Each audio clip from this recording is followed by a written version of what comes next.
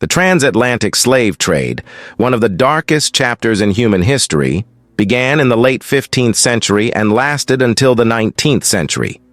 It involved the forced migration of millions of Africans from West and Central Africa to the Americas, primarily to supply labor for European colonies.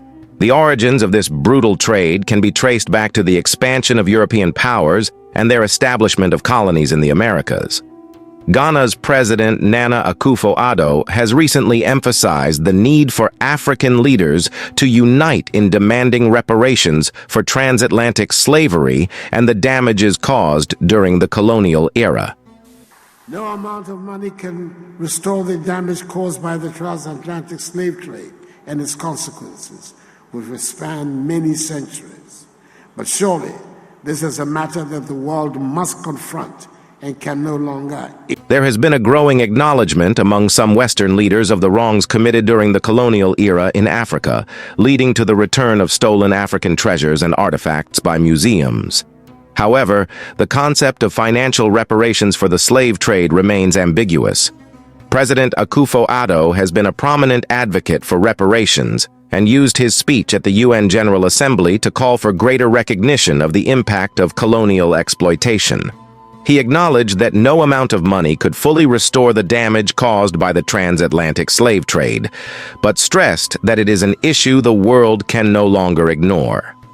Akufo-Addo further demanded a formal apology from European nations involved in the slave trade, stating that the entire continent of Africa deserves it even before the discussions on reparations conclude. He called for collaboration between Africa and the Caribbean in advancing the cause of reparations, considering it a valid demand for justice.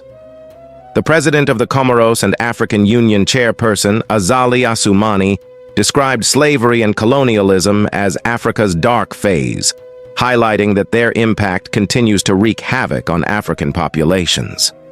Some Western leaders have expressed remorse for the crimes committed during their country's colonial rule.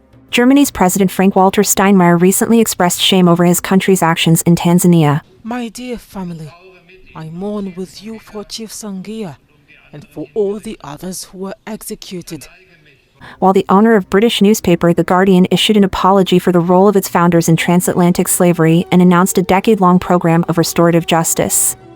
While the debate on reparations for slavery is still evolving, progress has been made in the restoration of stolen treasures and artifacts.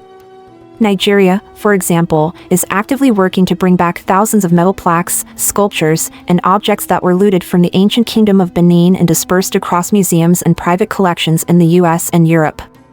Many of these artifacts were taken during a British military expedition in 1897 that attacked and destroyed Benin City.